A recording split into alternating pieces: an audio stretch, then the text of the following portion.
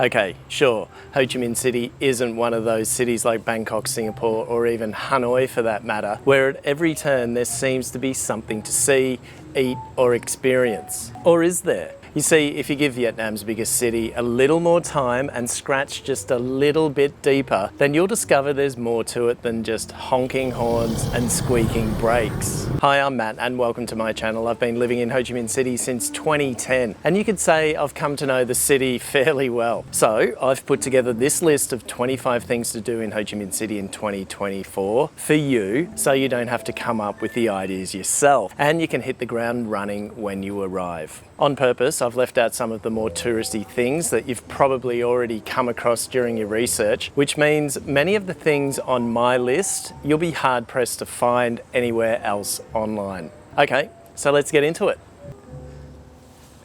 Now this city can get hot, damn hot, as Robin Williams' character said in the movie Good Morning Vietnam back in the, way back, doesn't matter, but thankfully there are cafes all over this city that you can escape to when the clock hits 2 and the humidity kicks in at over 90%. But it doesn't mean you have to hit just any old cafe. You can try a koi cafe and feed the fish at the same time. Pull up a seat at a railway cafe, not quite the same as in Hanoi. Crane your neck spotting incoming planes at an aeroplane cafe, or step back in time at one from the 70s to tap some of those nostalgia feels. Like this one called Lin Cafe, not too far from the city centre, that reminds you of just how damn cool Saigon was back in the day. There are a bunch of cafes to choose from. The only catch is that it'll take a little searching to find them. I've just given you some, now go and find the rest for yourself. Okay, the next one is ride a bike. I know what you're thinking, ride a bicycle in this mess, and that probably I don't even ride a bike anyway, which is all true, but I just wanted to let you know anyway that there are bike stations like these around the inner city centre now where you can rent these bikes from. You'll need to download an app for payment though, but all the info is provided at each location to help walk you through it. But if cycling's not for you, and clearly it's not really for me,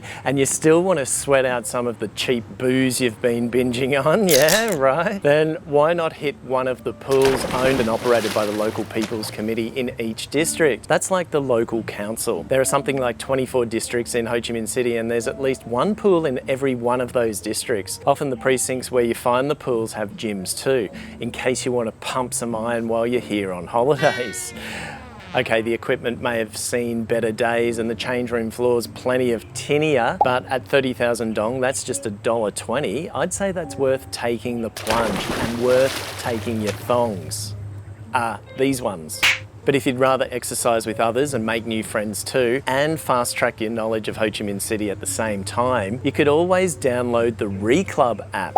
Reclub is about bringing sports and fitness lovers together, which is ideal if you plan to stay in Ho Chi Minh City for more than a few days, or you've just relocated here to live and are looking to keep fit and make new friends to boot. It can be hard for individuals to find the extra numbers for an organised team game of football, volleyball or pickleball, for example, no matter where you are, especially in a new city, but Reclub helps to eliminate that by finding sports events, games, tournaments near you to join, along with players who love the game as much as you do. You can use it to set up a friendly game or more serious competitions and tournaments too. But there's a disclaimer. I haven't tried this app yet. I don't play group sports anymore, in case you haven't noticed, but going by the reviews, I'd definitely give it a go. The app's compatible with both Apple and Android. Be a good sport and give it a go. Although anyone can get around by themselves in Ho Chi Minh City and take in the vibes and have an interesting time. This will be amplified if you take some kind of organised tour. As an example, last year I was invited to join a street food tour on the back of a motorbike. Now,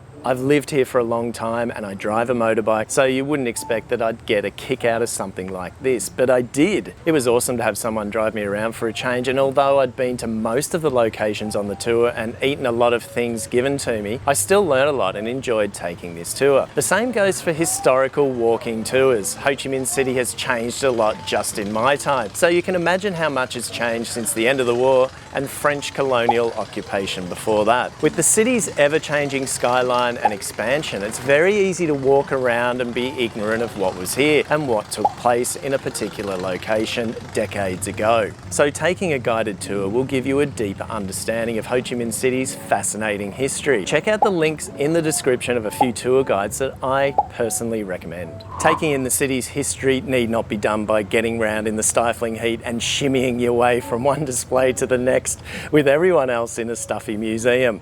You can literally drink and eat it in. What do I mean by that? Well, there are a number of cafes and eateries around town that aren't only old, but they have historical significance as well. I'm talking about places like Phở, which was a Viet Cong safe house during the war and where the attack on the US Embassy was planned during the Tet Offensive back in '68. And the so-called red addresses like Cafe Dou Phu, which was a secret Viet Cong communication station and weapons stockpile depot during the war. Ironically, right across from a South Korean military barracks, aka the enemy, whose soldiers used to dine at the cafe for the gom tam and kimchi it served, which I'm happy to say is still served today. And then there's Saigon's oldest cafe that's been serving up stocking coffee for more than 80 years. That's it, coffee filtered through a woman's stocking, along with something called butter coffee, as in butter.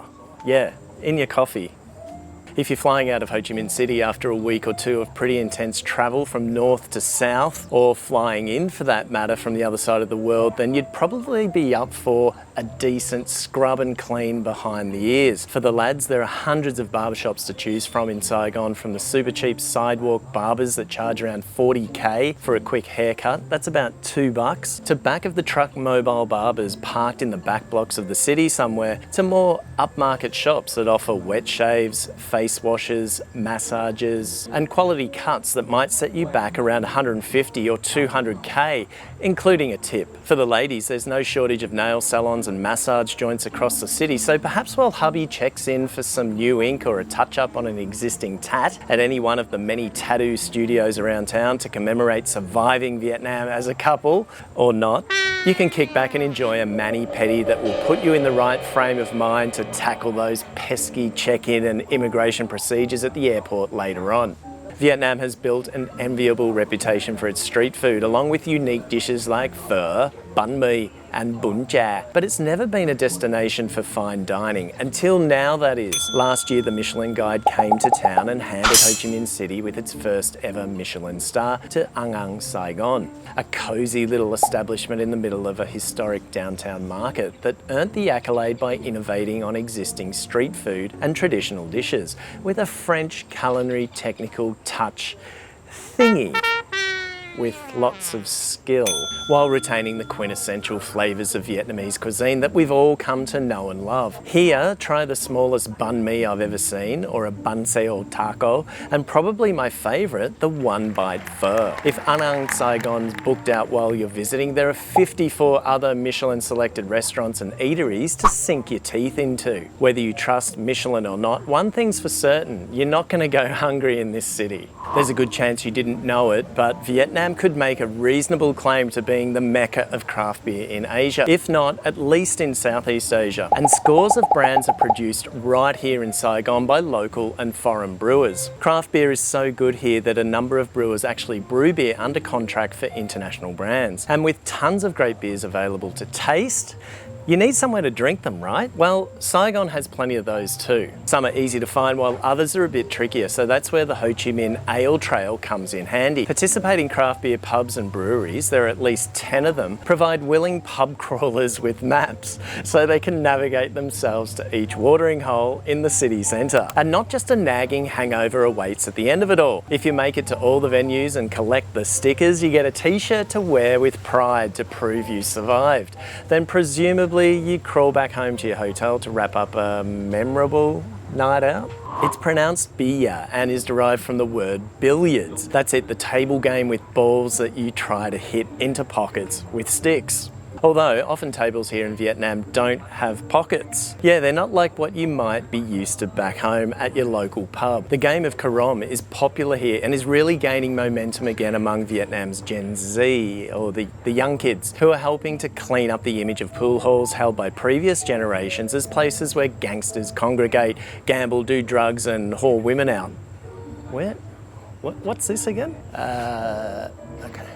Quận was introduced by the French during the colonial days. That's where the name comes from, and today there are tons of beer halls, not beer, throughout the city that you can go to and rack up a few games. Don't worry, there are usually tables with pockets as well, so you can drag along some mates and at the same time make a few new ones over a friendly game of killer and a few beers. I had to throw this one in simply because I think it's a must not miss. It's another one of those activities that even people like me who have lived here for ages enjoy, even though I drive along much of the route each week. Buses run throughout the day from 8 a.m. to 9 p.m, although like many things here, it's subject to change without notice, but there's also dedicated nighttime tours. The only difference is, apart from being at night and cooler, you can't hop on and hop off like you can throughout the day. Tickets can be bought online or at the booth near the Opera House for a little over $20 US, and they're valid for 24 hours. A little travel hack for you might be that you use the bus not only to visit the 11 locations it stops at, like the Independence Palace, Bentan Market and the Post Office, but also as a way to get from A to B if needed. Buses typically depart every 30 minutes and the full loop takes about an hour.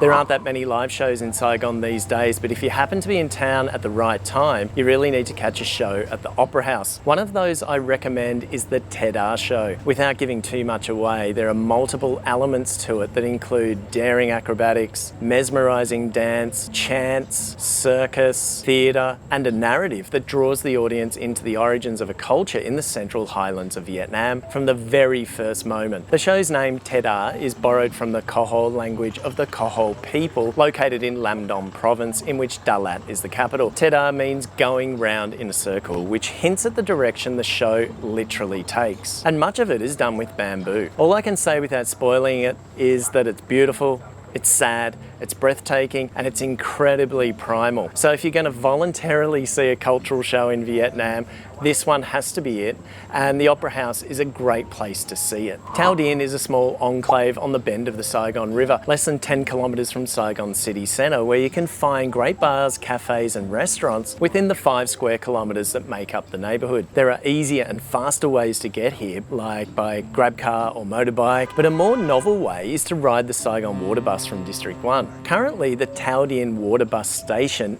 isn't in operation. However, you can hop off at one station before Thao Dien called Bun An, and then easily walk to Sung Tui Street, which is one of the main thoroughfares in the neighbourhood, lined with plenty of places for you to check out. There are also a few venues on the river that are lovely for a sundown beer or cocktail, so I've left some recommendations in the description. Tickets for the water bus are cheap. I've also left details in the description for how much, where to buy them, station locations and timetables.